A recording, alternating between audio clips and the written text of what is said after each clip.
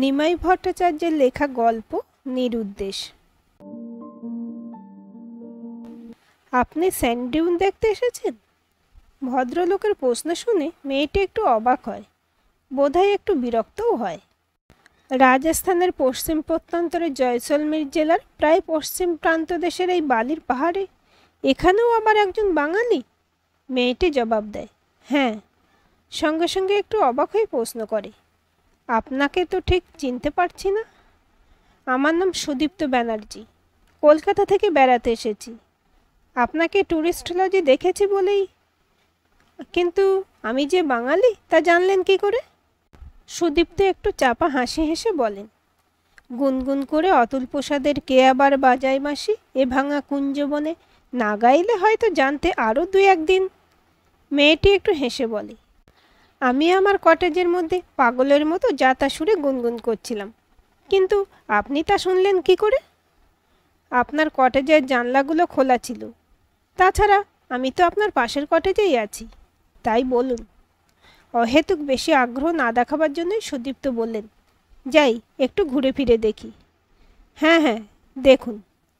এমন অবিশ্বাস্য দিগন্ত বিস্তৃত বালির পাহাড় দেখে সুদীপ্ত অবাক হয়, মুগ্ধ হয় বিদায়ী সূর্যের আলোয় এই বালুকাময় সাম্রাজ্যের বিস্ময়কর রূপ দেখে। বেশ কিছুক্ষণ দেশি বিদেশি ট্যুরিস্টদের ভিড়ে মিলেমিশে ঘুরে বেড়াবার পর উটের পিঠে চড়ে অনেকক্ষণ এদিক ওদিক চক্কর দেয়। তারপর জিপ গাড়িগুলোর কাছে উটের পিঠ থেকে নামতেই আবার ওদের দেখা। সুদীপ্ত জিজ্ঞেস করে, উটের পিঠে চড়ে ঘুরলেন না?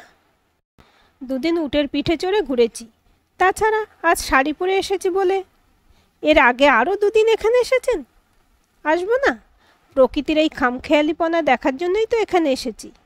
বাহ, খুব সুন্দর কথা বলেছেন। আপনি কি লিটারেচারের ছাত্রী? না না, আমি হিস্ট্রি নিয়ে পড়াশোনা করেছি। এবার সুদীপ্ত একটু হেসে বলেন, আপনার নামটা কিন্তু এখনও জানতে পারিনি। সরি, আমার নাম অলকানন্দা সরকার। উটের পিঠে চড়ে ট্যুরিস্টদের ঘোরাঘুরি পর্ব শেষ হয়েছে। দেশি বিদেশি সব ট্যুরিস্টদের মুখেই স্যান্ড ডিউনের বৈশিষ্ট্য আর সৌন্দর্যের আলোচনা। শহরে ফিরে যাবার জন্য জিপ গাড়িগুলো ড্রাইভাররা হর্ন দিতে শুরু করতেই অলকানন্দা বলে, হর্ন দিচ্ছে, যাই। সূর্যদেব ঢলে পড়তে না পড়তেই গাড়িগুলো এই বালির সাম্রাজ্য থেকে পালাবার জন্য শহরের দিকে রওনা হয়। অন্ধকার নামলে এই মরুভূমির দেশে পথভ্রষ্ট দিগ্ভ্রষ্ট হয়ে নিরুদ্দেশ হবার সম্ভাবনা 16 আনা। ট্যুরিস্ট লজে ফিরতে 8টা বেজে গেল। কটেজে ঢুকেই সুদীপ্ত ক্লান্তিতে নেয়ারের খাটিয়ায় শুয়ে পড়ে। একটু পরে একটা সিগারেট ধরায়। চোখের সামনে শুধু অলকানন্দার বুদ্ধিদীপ্ত সুন্দর উজ্জ্বল মুখখানাই দেখতে পায়। নানা কথা ভাবে, আপন মনে একটু হাসে। সিগারেট টানতেও যেন ভুলে যায়। একটু পরে অ্যাস্ট্রেতে সিগারেটটা ফেলে দেয়।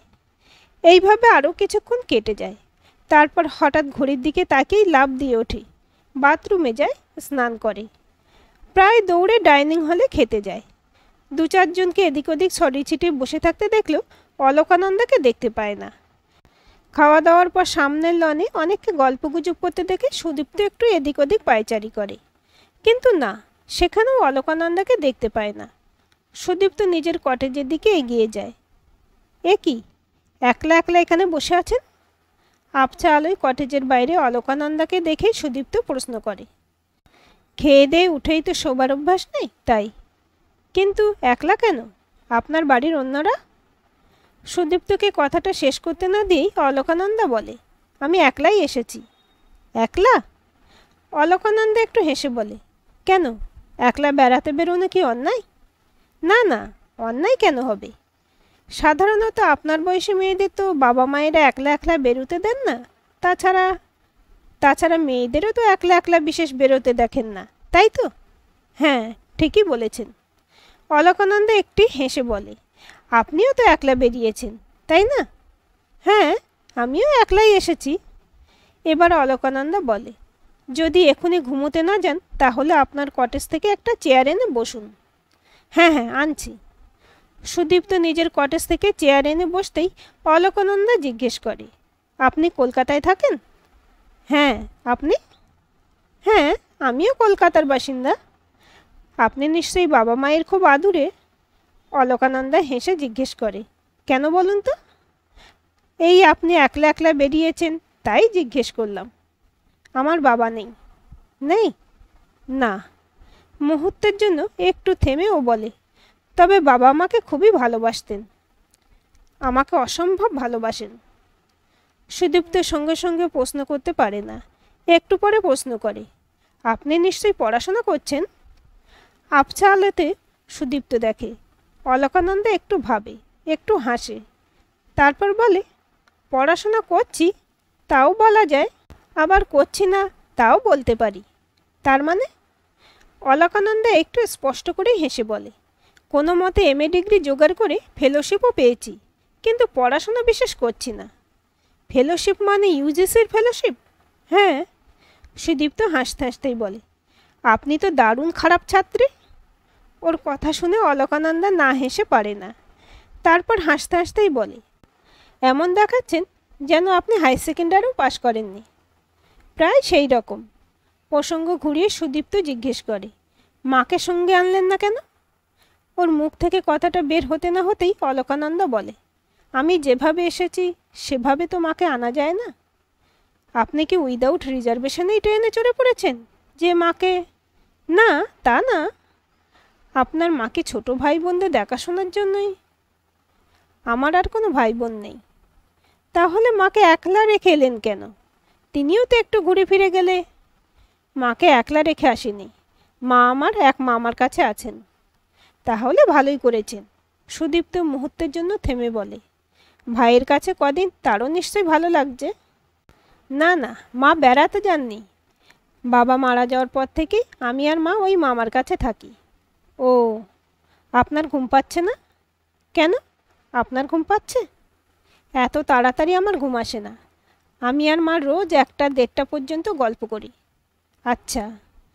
অলকানন্দা একটু হেসে বলে, রাত্রির ওই গল্প গুজবটুকু না করে আমরা ঘুমোতেই পারি না। আমার not only best friend, she is also my only friend. ওর কথাটা শুনে সুদীপ্ত খুশির হাসি হেসে বলে, you are not only a brilliant student but also a very good daughter. কিন্তু মা আমার চাইতো 1000 গুণ ভালো। আপনার মা নিশ্চয়ই খুব ভালো, কিন্তু আপনার মতো মেয়ে তো আজকাল দুর্লভ।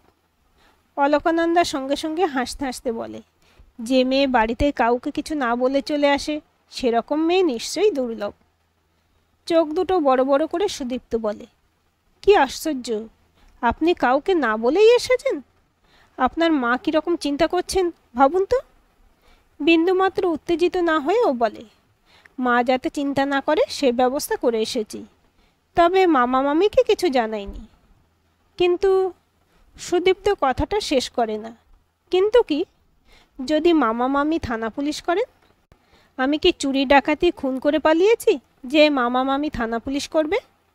অলকানন্দা সঙ্গে সঙ্গে জবাব দেয়। সুদীপ্ত বলে, না তা না, কিন্তু বাড়ি থেকে ছেলে মেয়ে হঠাৎ উধাও হয়ে গেলে তো লোকজন থানা পুলিশ করেন। জানি। তাহলে? তাহলে কি? যদি আপনার মামা থানায় রিপোর্ট করেন তাহলে তো পুলিশ আপনাকে ধরে নিয়ে যেতে পারে। অলকানন্দা অত্যন্ত প্রত্যয়ের সঙ্গে বলে, সুদীপ্তবাবু, আমি কচি বাচ্চা না, 24 বছরের একজন যুবতী। তাছাড়া আমি সুস্থ স্বাভাবিক। আমি আমার ইচ্ছায় ঘোরাঘুরি, কাজকর্ম, বিয়ে থা সব কিছুই করতে পারি। মামা মামি তো দূরের কথা, পুলিশের সে ব্যাপারে কিছু করার অধিকার নেই। সুদীপ্ত একটু হেসে বলে, তা ঠিক, কিন্তু তবুও বলছি, পুলিশ আপনাকে ধরে আপনার মামা মামি বা মার কাছে পৌঁছে দিতে পারে। অলকানন্দাও হেসে বলে, সামান্য পুলিশের কথা তো বাদই দিচ্ছি, নাগরিক হিসেবে আমার মৌলিক অধিকারে নাক গলাবার অধিকার প্রাইম মিনিস্টারেরও নেই। যদি আজ রাত্রেই পুলিশ আপনাকে ধরতে আসে? যে পুলিশ অফিসার ধরতে আসবেন তার কপালে অশেষ দুঃখ আছে। ওর কথা শুনে সুদীপ্ত হো হো করে হাসে, তারপর বলে, আপনি তো দারুণ মেয়ে। হ্যাঁ সুদীপ্তবাবু, সত্যি আমি দারুণ মেয়ে। আমি মানুষকে ভালোবাসতে জানি, কিন্তু ভয় করতে শিখিনি। 2-1 মিনিট দুজনেই চুপচাপ। তারপর অলকানন্দাই আবার কথা বলে, আমার কথা তো অনেক শুনলেন, এবার আপনার কথা বলুন। আমার কথা আর কি শুনবেন? আমি অতি সাধারণ মধ্যবিত্ত পরিবারের একজন। 14 আনা বাঙালিই তো মধ্যবিত্ত, সেজন্য দুঃখ বা আক্ষেপ করার কি আছে? না না, দুঃখ করছি না। আমি এতই সাধারণ যে বলার কিছু নেই। আপনি সাধারণ কি অসাধারণ সে বিচার তো অন্যেরা করবে। তা ঠিক। বলুন, লেখাপড়া কোথায় করেছেন? লেখাপড়াই তো আপনার মতো ভালো ছিলাম না, তাই কি শুনবেন? আহ, আপনি তো আচ্ছা লোক মশাই। বলুন, কোন কলেজে পড়েছেন? সেন্ট জেভিয়ার্সে। কিসে অনার্স ছিল? আমি অনার্স নিয়ে পড়েছি, তা কি করে ভাবলেন? আবার তর্ক করছেন। বলুন, কিসে অনার্স ছিল? ইংরেজিতে। এমএ পড়লেন কোথায়? কলকাতায় না যাদবপুরে? কলকাতায়। কবে পাশ করেছেন? সে কি আজকের কথা? আমি যখন পাশ করি তখন sir Ashutosh vice chancellor. Alakananda চাপা হাসি হাসতে হাসতে বলে, আপনি যে আশুতোষের আমলের মানুষ তা তো আপনাকে দেখেই বুঝতে পারছি। কোন কলেজে পড়াচ্ছেন তাই বলুন। এত ভালো রেজাল্ট করেছিলাম যে কলেজে পড়াবার স্বপ্ন দেখারও সাহস হয়নি। তাহলে কি করছেন? সে কথা জিজ্ঞেস করে আর লজ্জা দেবেন না। কেন? আপনি কি চুরি করছেন যে বলতে লজ্জা পাচ্ছেন? না, চুরি করছি না ঠিকই, কিন্তু যা করছে সেটাও খুব গৌরবের নয়। অলকানন্দা সঙ্গে সঙ্গে বলে, আপনার বড্ড ইনফিউরিটি কমপ্লেক্স। আপনি যদি এমএ পাশ করে দারোয়ানের চাকরিও করেন তাহলে তো দেশের নেতাদের লজ্জিত হওয়া উচিত। আপনি লজ্জা পাবেন কেন? সুদীপ্ত ওই প্রসঙ্গে কোনো জবাব না দিয়ে উঠে দাঁড়ায়। বলে, শুতে যান, অনেক রাত হয়েছে। অলকানন্দা উঠে দাঁড়িয়ে বলে, শুতে যাচ্ছি, কিন্তু কাল সকালে আবার ঝগড়া করতে হবে। এখানে কদিন থাকবেন? আপনি যে কদিন থাকবেন আমিও সেই কদিন থাকব। আমি যদি কালই এখান থেকে চলে যাই? আপনার আপত্তি না থাকলে আমিও আপনার সঙ্গে অন্য কোথাও যেতে পারি। কলকাতায় ফেরার তাড়া নেই। তাড়াতাড়ি ফিরলেই ভালো হয়, তবে একটু দেরি হলেও অসুবিধে নেই। আচ্ছা, গুড নাইট। কাল সকালে আবার কথা হবে। Good night. পরের দিন সকালে সুদীপ্ত ব্রেকফাস্টের জন্য ডাইনিং হলে ঢুকতেই কোনার দিকের একটা টেবিল থেকে অলকানন্দা ইশারায় ডাকল। সুদীপ্ত সামনের চেয়ারে বসতেই অলকানন্দা বলল, কাল রাত্রে বোধহয় আমার কথাবার্তায় আপনি খুব অসন্তুষ্ট হয়েছেন, তাই না? সুদীপ্ত একটু হেসে বলে, না না, অসন্তুষ্ট হব কেন, বরং আপনার স্পষ্ট কথাবার্তা খুব ভালো লেগেছে। অলকানন্দও একটু হেসে বলে, আমি একটু স্পষ্ট কথাবার্তা বলো, মেয়েটা খুব খারাপ না। সুদীপ্ত চাপা হাসি হেসে বলে, আমাকে পেটের দায়ে অনেক বিচিত্র ধরনের মানুষ ঘাঁটাঘাঁটি করতে হয়। আপনি যে খারাপ না তা আমি অনেক আগেই বুঝেছি। বেয়ারা খাবারের অর্ডার নিয়ে চলে যেতেই অলকানন্দা জিজ্ঞেস করে, আপনি কোথায় চাকরি করেন? মুহূর্তের মধ্যে একটু চিন্তাভাবনা করেই ও জবাব দেয়, পুলিশ। পুলিশে? হ্যাঁ। পুলিশেই যদি চাকরি করবেন তাহলে এমএ পড়লেন কেন? এমএ পরীক্ষা শুরু হবার ঠিক 3 দিন আগে আমার মা মারা গেলেন, তাই রেজাল্ট বিশেষ ভালো হলো না। তাছাড়া একটা চাকরি পাওয়া খুবই জরুরি ছিল। বেয়ারা খাবার দিয়ে যায়, কিন্তু খাওয়া শুরু না করেই অলকানন্দা জিজ্ঞেস করে, আপনার মার কি হয়েছিল? ক্যান্সার। সুদীপ্ত একটু থেমে বলে, বাবা রিটায়ার করার ঠিক 2 বছর আগে মার ক্যান্সার ধরা পড়ে। 9 বছর রোগ যন্ত্রণা ভোগ করে মা মারা গেলেন, কিন্তু মা চিকিৎসার জন্য বাবা দেনার দায়ে ভিখিরি হয়ে গেলেন। তাই। ইস, কি দুঃখের কথা। দুজনেই কিছুক্ষণ চুপচাপ থাকে, তারপর আস্তে আস্তে খেতে শুরু করে। খেতে খেতে অলকানন্দা জিজ্ঞেস করে, আপনার বাবা কি করতেন? স্কুলে মাস্টারি করতেন। স্কুল থেকে রিটায়ার করার পর কোনো কোচিং টোচিং? সুদীপ্তি একটু ম্লান হাসি হেসে বলে, মা মারা যাবার 1.5 বছরের মধ্যেই বাবা চলে যান। মাই গড। আবার কিছুক্ষণ নীরবতার পর অলকানন্দা জিজ্ঞেস করে, আপনারা ক ভাই বোন? সুদীপ্ত একটু হেসে বলে, আমার ঠাকুরদা বাবা মায়ের একমাত্র সন্তান ছিলেন। বাবারও কোনো ভাই বোন ছিল না। তবে আমার এক দিদি আছে, কিন্তু বিশেষ যোগাযোগ নেই। কেন? প্রশ্ন করেই অলকানন্দা লজ্জিত হয়, কিন্তু আরও কিছু বলতে যাবার আগেই সুদীপ্ত বলে, দিদির রূপ দেখেই জামাইবাবু ওকে বিয়ে করেন, কিন্তু বড্ড অহংকারী। তাছাড়া ওরা মালয়েশিয়ায় থাকে। আপনার জামাইবাবু কি খুব বড়লোক বাড়ির ছেলে? কফির পেয়ালায় শেষ চুমুক দিয়ে সুদীপ্ত বলে, খুব বড় লোকের বাড়ির ছেলে না হলেও যথেষ্ট সচ্ছল পরিবারে। তাছাড়া জামাইবাবু ডাক্তার। So what? দুজনেরই কফি খাওয়া শেষ, কিন্তু তবু দুজনেই চুপ করে বসে থাকে। একটু পরে অলকানন্দা জিজ্ঞেস করে, বিয়ে করেছেন? সুদীপ্ত একটু হেসে বলে, দেনা শোধ না করেই টোপর মাথায় দেব? তাহলে আপনি একেবারেই একলা? না, আমার বড় মাসি আমার কাছে থাকেন। ও একটু থেমে বলে, আমার বড় মাসি আমার মার বিয়ের আগেই বিধবা হন। আমার জন্ম হবার পর থেকেই বড় মাসি আমাদের কাছে আছেন। ডাইনিং হল থেকে বেরোতে বেরোতেই অলকানন্দা বলে, তাহলে তো আপনার মাসিরও অনেক বয়স হয়েছে। হ্যাঁ, সুদীপ্ত একটু হেসে বলে, তবে বুড়ি বলেই আমার ছেলেকে না দেখে মরতে পারবে না। ওর কথা শুনে অলকানন্দাও একটু হাসে।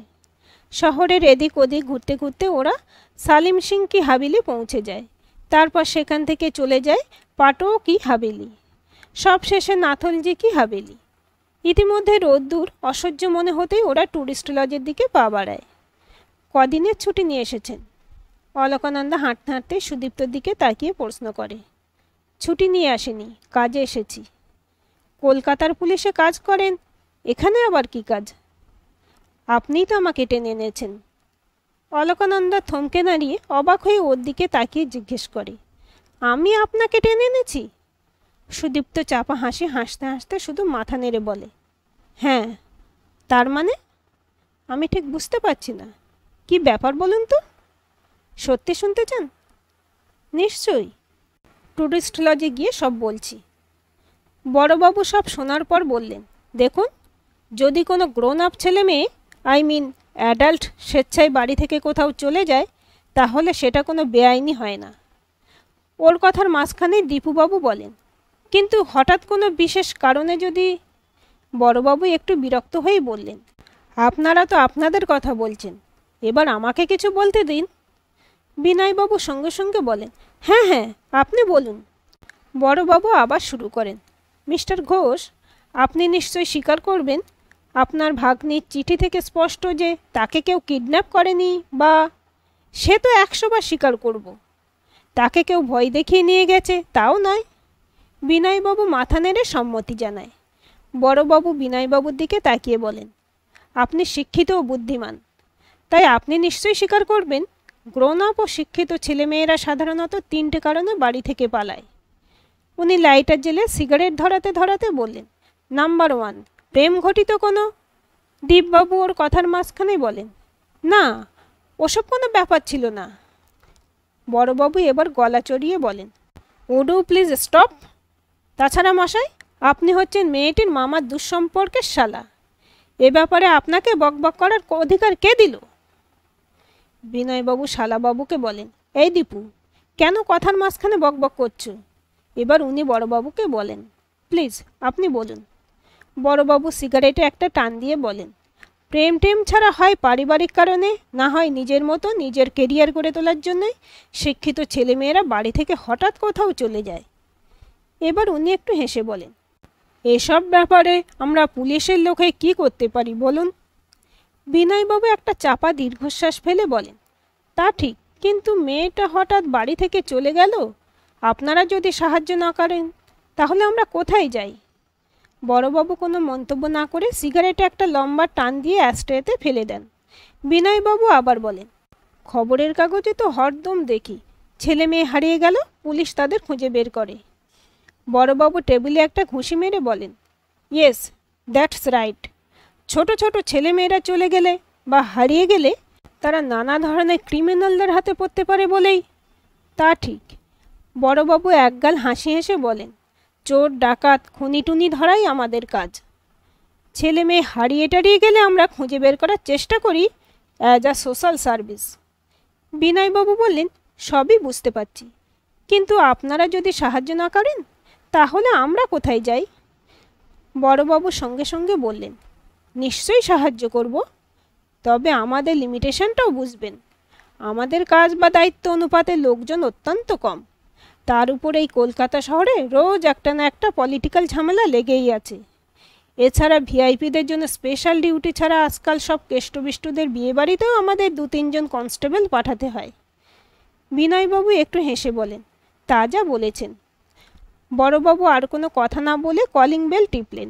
সঙ্গে সঙ্গে একজন কনস্টেবল ঘরে ঢুকতেই বললেন, শ্রীনাথ বা সুদীপ্ত আছে? কনস্টেবলের উত্তর অপেক্ষা না করেই উনি বললেন, ওদের একজনকে আসতে বলো। একজন তরুণ সাব ইন্সপেক্টর ঘরে পা দিতেই বড়বাবু বললেন, সুদীপ্ত, এদের কেসটার একটা জিডি করে নাও তো।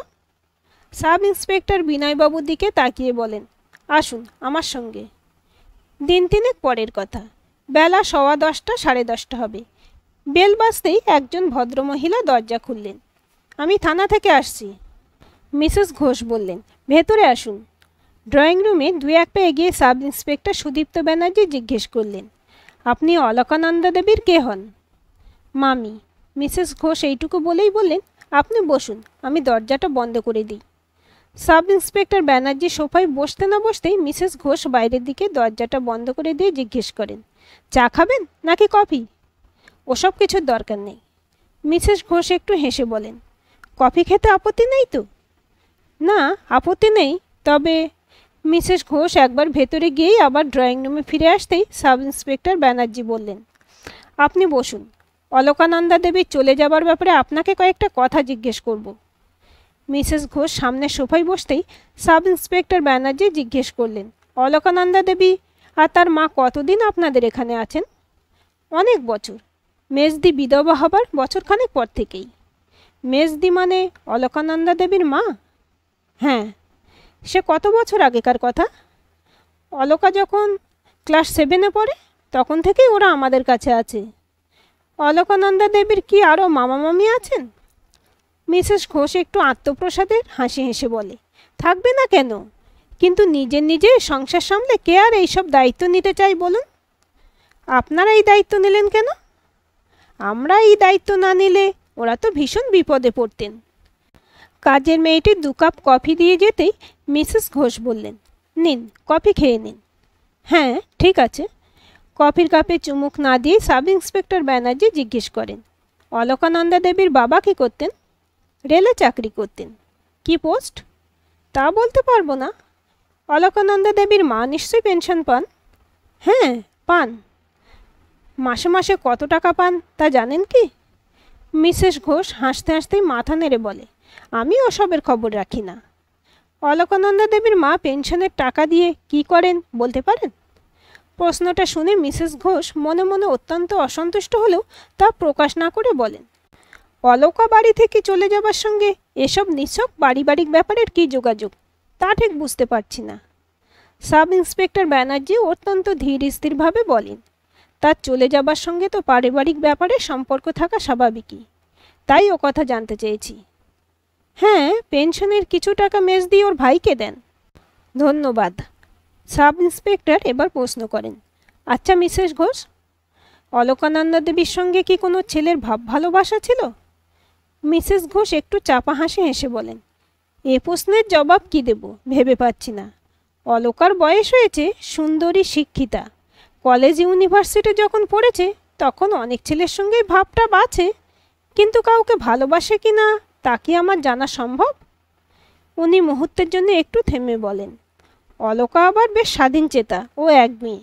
ও অদ্ভুত কিছু করলেও আমি অন্তত অবাক হব না। ওর মতে কি বাড়ি থেকে বিয়ে দেবার চেষ্টা হয়েছে? না না, কোনো দিন না। অলকানন্দা দেবীর মা বাড়িতে আছেন তো? হ্যাঁ আছেন। তার সঙ্গে একটু কথা বলবো। মিসেস ঘোষ বাড়ির ভেতরে চলে যান। 2-1 মিনিট পরেই শিলা দেবীকে নিয়ে ড্রয়িং রুমে এসে সাব ইন্সপেক্টরকে বলেন, ইনিই অলকার মা। এই গল্পটির অন্তিম পর্ব দেওয়া হবে আগামীকাল দুপুর ঠিক 1:30 মিনিটে। আজকের এই গল্পটি আপনাদের কেমন লাগলো কমেন্ট করে জানাবেন। ভালো লাগলে অবশ্যই একটা লাইক দেবেন আর চ্যানেলটি সাবস্ক্রাইব করে সাথে থাকবেন।